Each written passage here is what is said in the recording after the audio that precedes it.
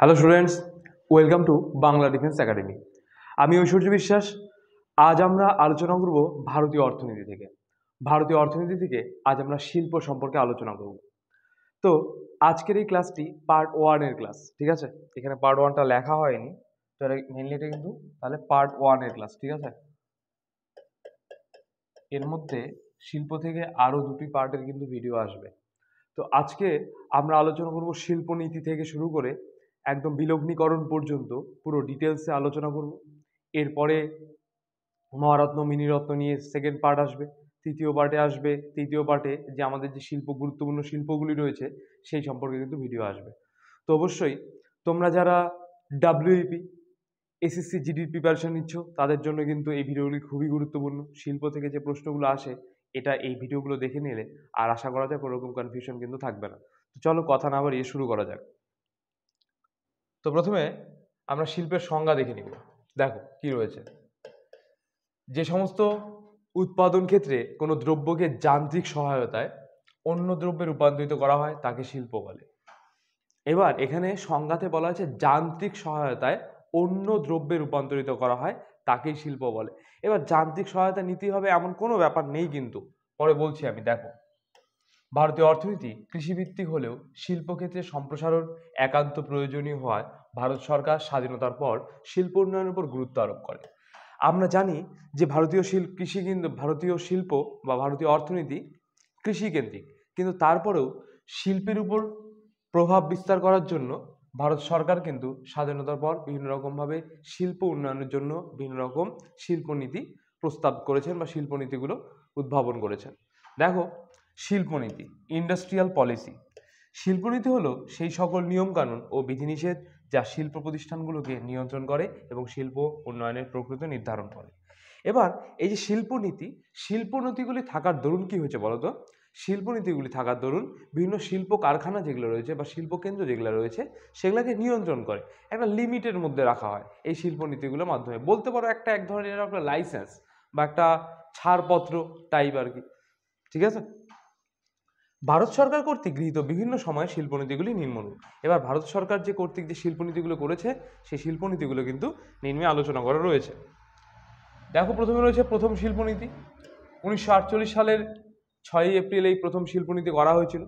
দেখো, এই শিল্পনীতি তৎকালীন শিল্পমন্ত্রী ডক্টর শ্যামাপ্রসাদ মুখার্জি ঘোষণা করেন। তাহলে প্রথম শিল্পনীতিটা ঘোষণা করেন কে? ডক্টর শ্যামাপ্রসাদ মুখার্জি। দেখো, এই শিল্পনীতিতে শিল্পগুলিকে 4টি ভাগে ভাগ করা হয়েছিল। প্রথম শিল্পনীতিতে তাহলে শিল্পগুলিকে 4টে ভাগে ভাগ করা হয়।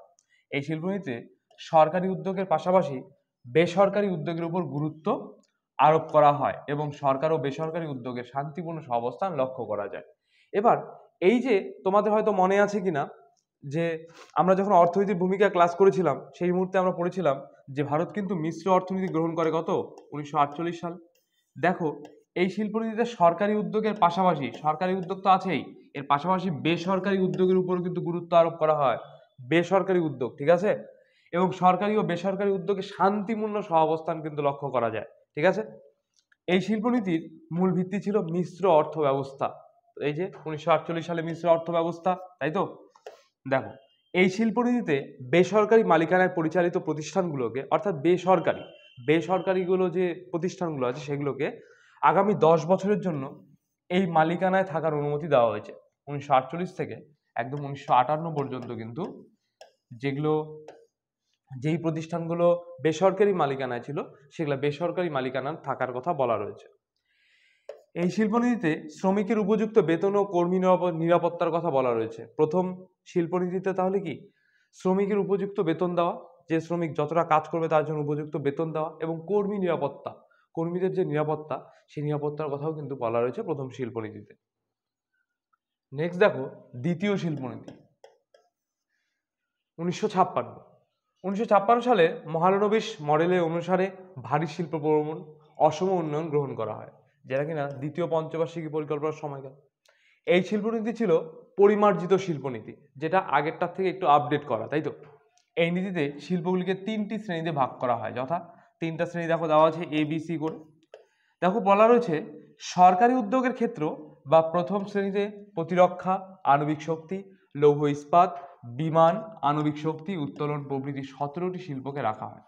এবার এই যে সরকারি উদ্যোগের জন্য ভাগ করে দেওয়া হয়, যে সরকার এটা করবে, বেসরকারি সংস্থা এটা করবে, সরকার বা বেসরকারি সংস্থা মিলে এটা করবে। দেখো প্রথমটাতে তাহলে কি বলা হয়েছে, সরকারি উদ্যোগের ক্ষেত্রের মধ্যে প্রথম শ্রেণীতে প্রতিরক্ষাকে রাখা হয়েছিল, আণবিক শক্তি, লৌহ ইস্পাত, বিমান, আণবিক শক্তি উত্তোলন প্রভৃতি 17টা যে শিল্প রয়েছে সেগুলাকে রাখা হয়েছিল। এরপর দ্বিতীয়টাতে দেখো সরকারি ও বেসরকারি উভয় উদ্যোগ, প্রথমটা ছিল সরকারি, এরপরে সরকারি ও বেসরকারি দুটোই দেখো। সরকারি ও বেসরকারি উভয় উদ্যোগের ক্ষেত্রের মধ্যে দেখো দ্বিতীয় শ্রেণীতে ঔষধ, প্লাস্টিক, যন্ত্রপাতি, সড়ক পরিবহন, নৌ পরিবহন, অ্যান্টিবায়োটিক, সার, ইস্পাত, যন্ত্রপাতি প্রভৃতি 12টি শিল্পকে রাখা হয়। তাহলে কি এর মধ্যে বেসরকারি সংস্থাও থাকবে, আবার সরকারি সংস্থাও কিন্তু থাকবে। সি নাম্বারে দেখো অবশিষ্ট শিল্পগুলিকে বেসরকারি উদ্যোগের ক্ষেত্র বা তৃতীয় শ্রেণীতে অন্তর্ভুক্ত করা হয়। এবার প্রথমটাতে আর দ্বিতীয়টাতে মিলে যে সমস্ত শিল্পগুলো বাদ গেল সেটা কিন্তু তৃতীয়টার মধ্যে ধরা হয়েছে, এটা পুরোটাই বেসরকারি। প্রথমটা তাহলে সরকারি, দ্বিতীয়টা সরকারি ও বেসরকারি দুজন উভয় মিলে, আর তৃতীয়টা পুরোটাই বেসরকারি। ঠিক আছে, শিল্পের শ্রেণীবিন্যাস করা হলেও জাতীয় স্বার্থে ভবিষ্যৎ প্রয়োজনে রাষ্ট্র যে কোনো সময় যে কোনো শিল্পকে অন্তর্ভুক্ত করতে পারে। এবার কথা হলো যে তিনটা ভাগ তো করা হলো, ঠিক আছে, যদি রাষ্ট্রের প্রয়োজন হয় যে কোনো সময়, যেটা এই অবশিষ্ট শিল্পগুলো যেটা বেসরকারি সংস্থার হাতে ছিল সেটা চাইলে সরকারি সংস্থা নিয়ে নিতে পারে। আবার এখানে দেখো না, এই যে ঔষধটা আছে বা প্লাস্টিকটা আছে, এটাকে আছে এখন উভয়ের মধ্যে রয়েছে, সরকার ও বেসরকারি উভয়ের মধ্যে রয়েছে। সরকার চাইলে এটা একদম পুরোপুরি এই ওষুধটাকে পুরোপুরি নিজের কাছে নিয়ে যেতে পারে বা প্লাস্টিকটাকে নিজের কাছে নিয়ে যেতে পারে, কোনো সমস্যা নেই তাতে। ঠিক আছে, এটা কিন্তু এক পয়েন্টে বলা রয়েছে। নেক্সট দেখো অনুন্নত এলাকাতে শিল্পের উন্নয়নের উপর জোর দেওয়া হয়। অনুন্নত যেখানে শিল্প কারখানা নেই সেখানে কাজের সুযোগ সুবিধাও কম। এবার অনুন্নত জায়গাগুলোতে কিন্তু কি বলা হয়েছে, শিল্পের উন্নয়নের উপর জোর দেওয়া হয়। 1948 সালে ভারতের প্রথম শিল্পনীতি কার্যকরী হয়, কিন্তু 1956 সালে শিল্পনীতিকে শিল্পের উন্নয়নের ম্যাগনা কাটা বা আধা সাংবিধানিক বলা হয়। তাহলে কি 1948 সালে ভারতের প্রথম শিল্পনীতিটা কার্যকরী হয়েছিল, কিন্তু তাহলে এটাকে 1956 সালের যে শিল্পনীতি তাকে উন্নয়নের ম্যাগনা কাটা বা আধা সাংবিধানিক বলা হয়েছে। ঠিক আছে, এটা মনে রাখবে, ভেরি ভেরি ইম্পর্টেন্ট একটা লাইন। এরপরে দেখো MRTP act, monopolistics and restrictive trade practice act. দেখো কি রয়েছে, 1969 সালে দেশের শিল্পগুলিতে ব্যবসা বাণিজ্য নিয়ন্ত্রণ আনার জন্য দ্রব্যের বাজারে একচেটিয়া ক্ষমতা নিয়ন্ত্রণের উদ্দেশ্যে এমআরটিপি অ্যাক্ট পাস হয়। দত্ত কমিটি কর্তৃক এই আইনের সুপারিশ করা হয় এবং 1970 সালের জুন মাসে কার্যকরী হয়। তাহলে বোঝো 1969 সালে দেশের শিল্পগুলিতে ব্যবসা বাণিজ্য নিয়ন্ত্রণ আনা দ্রব্যের বাজারে ব্যবসা বাণিজ্যের নিয়ন্ত্রণ আনা যে দ্রব্য আছে সেই দ্রব্যের বাজারে একচেটিয়া ক্ষমতা নিয়ন্ত্রণের জন্য, একচেটিয়া ব্যবসা নিয়ন্ত্রণের জন্য কিন্তু এই এমআরটিপি অ্যাক্টটা পাস করা হয়ে থাকে। দেখো এই আইন অনুযায়ী যে সকল কোম্পানিগুলির সম্পদের পরিমাণ 25 কোটি অথবা তার বেশি তাদের যে কোনো কার্যকলাপ শুরুর আগে অনুমতি বা লাইসেন্স বা বাধ্যতামূলক করা হয়। এবার যে কোম্পানিগুলোর সম্পত্তির পরিমাণ 25 কোটি টাকা ন্যূনতম এবং তার বেশি, তাদের নতুন কোনো প্রজেক্টে কাজ করার আগে কিন্তু অবশ্যই তাদের কি কার্যকলাপ শুরু করার আগে অনুমতি বা লাইসেন্স গ্রহণ করা বাধ্যতামূলক করা হয়েছে। ঠিক আছে, এটা কিন্তু এমআরটিপি অ্যাক্টের থ্রু করা হয়েছে। দেখো 2009 সালে এই আইন বাতিল করা হয়। এবার আবার এমআরটিপি অ্যাক্টটা 2009 সালে বাতিল করা হলো, চালু হলো 1969 সালে, এরপর আবার 1969 সালে চালু হলো, কার্যকর হলো 1970 সালে, আবার 2009 সালে এটাকে বাতিল করে দেওয়া হলো। ঠিক আছে, নেক্সট দেখো তৃতীয় শিল্পনীতি 1973। এই শিল্পনীতির প্রধান লক্ষ্য ছিল গুরুত্বপূর্ণ শিল্পগুলিকে ত্বরান্বিত করা, যে সমস্ত গুরুত্বপূর্ণ শিল্প যেগুলো দিয়ে দেশের উন্নতি সাধিত করা সম্ভব সেই শিল্পগুলিকে ত্বরান্বিত করা। এই শিল্পনীতিতে কোর ইন্ডাস্ট্রি এই নতুন ধারণার কথা বলা হয়। 6টি কোর ইন্ডাস্ট্রি হলো, কোর ইন্ডাস্ট্রি যেটাতে ওই যে বললাম যে ভবিষ্যতে যাতে ভারতীয় অর্থনীতি আরো উচ্চতা চরম শিখরে পৌঁছায় সেই জন্য এখানে কিন্তু এই 6টা ইন্ডাস্ট্রিকে ধরা রয়েছে কোর ইন্ডাস্ট্রি রূপে। দেখো প্রথমটা লৌহ ইস্পাত রয়েছে, সিমেন্ট রয়েছে, তৈল শোধনাগার রয়েছে, খনিজ তেল রয়েছে, বিদ্যুৎ রয়েছে, আর অপশন 6 নম্বর রয়েছে দেখো কয়লা রয়েছে। এই 6টা তাহলে কোর ইন্ডাস্ট্রির মধ্যে পড়ে। এগুলোকে রাখা হয়েছে কি ভারতীয় শিল্পের ভারতীয় অর্থনীতি আরও মূল্য বৃদ্ধির জন্য। এই শিল্পনীতিতে joint sector joint venture PPP public private partnership এর উপর গুরুত্ব আরোপ করা হয়। পাবলিক প্রাইভেট পার্টনারশিপ অর্থাৎ পাবলিক তো থাকবেই, সরকারি বেসরকারি সংস্থার যে পার্টনারশিপ তাদের মধ্যে বেশি গুরুত্ব দেওয়া হয়েছে এই পিপিপিতে। নেক্সট দেখো চতুর্থ শিল্পনীতি। এই শিল্পনীতি মহাত্মা গান্ধীর মতাদর্শের উপর গুরুত্ব আরোপ করে। চতুর্থ শিল্পনীতিটা পুরোপুরি মহাত্মা গান্ধীর মতাদর্শের উপর চলতে থাকে। জনতা দল সরকার চালু করে। এই শিল্পনীতিতে ক্ষুদ্র শিল্প, কুটির শিল্প, গ্রামীণ শিল্পের উপর অধিক গুরুত্ব আরোপ করা হয়।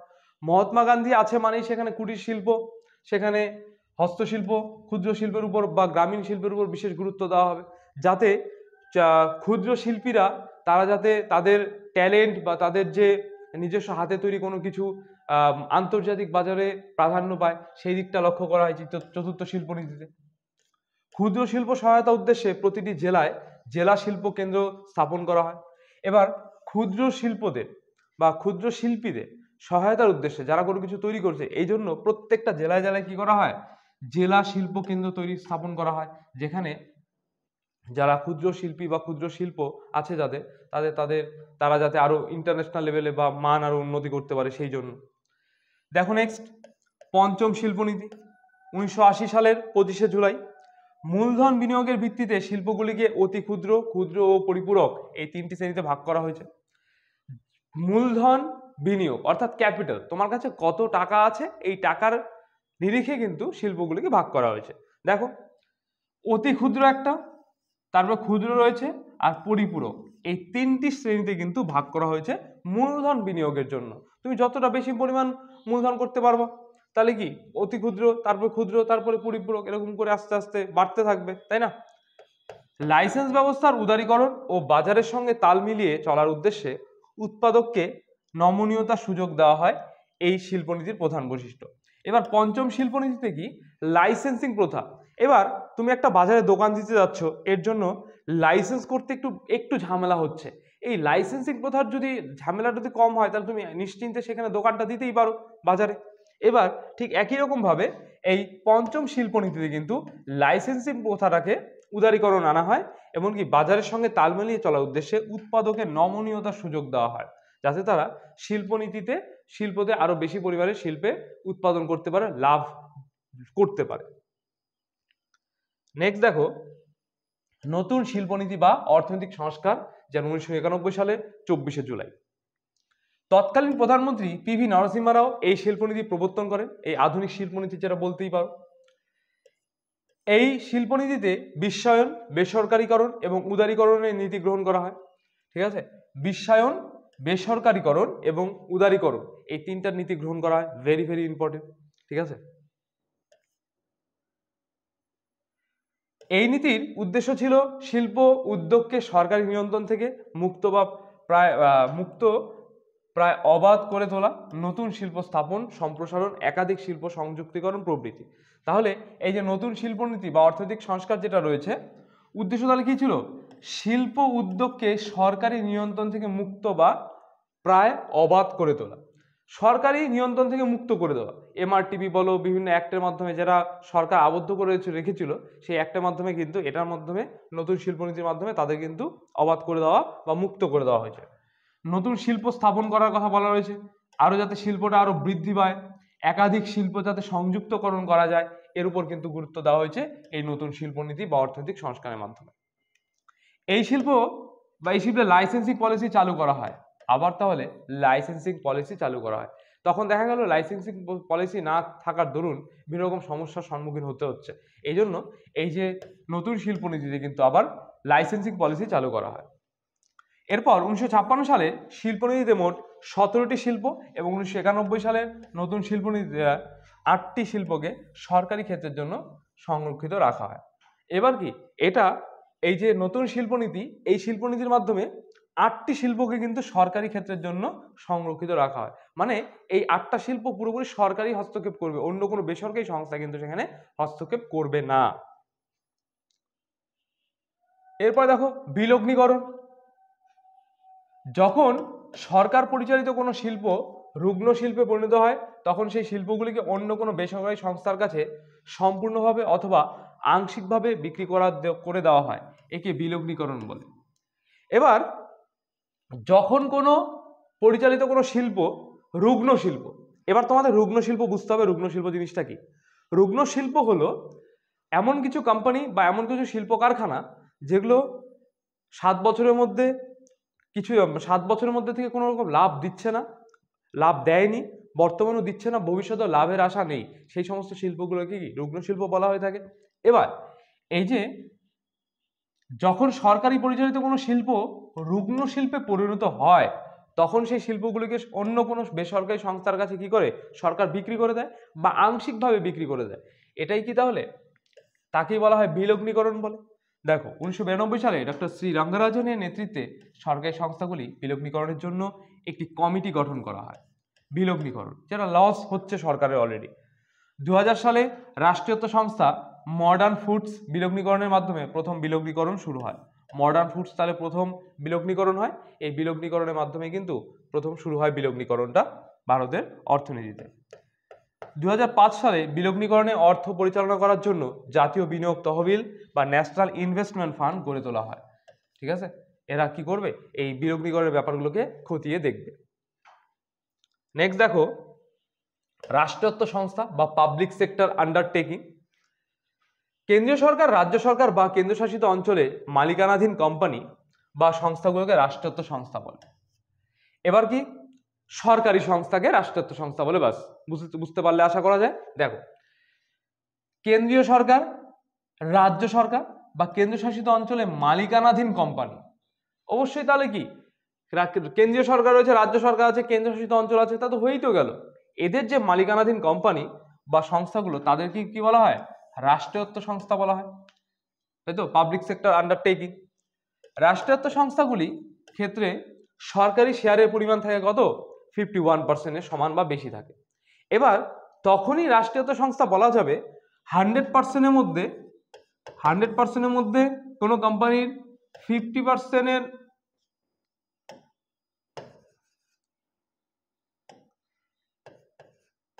50% প্লাস যদি বেশ সরকারি সংস্থা থাকে, তখনই তাকে কি বলবো আমরা রাষ্ট্রায়ত্ত সংস্থা বলতেই পারি, তাই তো। দেখো কেন্দ্রীয় সরকার ক্ষেত্রে উদ্যোগের সমূহকে 4 ভাগে ভাগ করা হয় যথা। এবার কেন্দ্রীয় সরকারের যে ক্ষেত্রগুলো আছে সেই উদ্যোগগুলোকে 4 ভাগে ভাগ করা হয়। কি কি সেই 4 ভাগ? নবরত্ন, মহারত্ন, মিনিরত্ন 1 আর হলো মিনিরত্ন 2, এই হলো 4টা ভাগ। এই 4 ভাগে তাহলে কেন্দ্রীয় সরকার যে ক্ষেত্রগুলো রয়েছে সেগুলোকে ভাগ করা হয়েছে। এবার তার মধ্যে এই যে বললাম যে 100%-এর মধ্যে 50% প্লাস, অবশ্যই 50% না, 50%-এর বেশি যদি কোনো সরকারি সংস্থা থেকে থাকে তাহলেই তাকে আমরা রাষ্ট্রায়ত্ত সংস্থা বলবো। দেখো বলা রয়েছে রাষ্ট্রীয় সংস্থাগুলি সরকারি শেয়ারের পরিমাণ 51%-এর সমান বা বেশি থাকতে হবে। অবশ্যই এটা 50 প্লাস বা 51% বলতে পারো, 51%-এর বেশি থাকতে হবে, তাহলেই সেই কোম্পানিটাকে বা সেই শিল্পটাকে কিন্তু আমরা কি বলবো রাষ্ট্রায়ত্ত সংস্থা কিন্তু বলে থাকবো। তাহলে আজকে প্রথম দিনের আলোচনাতে আমরা এটাই আলোচনা করলাম শিল্পনীতিগুলো, আর এখানে দেখো আলোচনা করা হলো বিলগ্নীকরণ। ঠিক আছে, নেক্সট দিন আমরা এই যে নবরত্ন, মহারত্ন, মিনিরত্ন 1, মিনিরত্ন 2 এই 4টাই পড়ার চেষ্টা করব। তো নেক্সট ক্লাসে দেখা হচ্ছে তাহলে ইকোনমিক্সের আবার। তো তোমরা যারা ওই যে বললাম শুরু করলাম যে এসএসসি জিডি ডাব্লিউবির প্রিপারেশন নিচ্ছ বা তোমাদের বন্ধুবান্ধব যারা নিচ্ছে তাদেরকে অবশ্যই ভিডিওটি সেন্ড করবে, অনেকটাই উপকারিত হবে। আর তোমাকেও ভিডিওটি শেষ পর্যন্ত দেখার জন্য অসংখ্য ধন্যবাদ। দেখা হচ্ছে আগামী নতুন কোনো ভিডিওতে।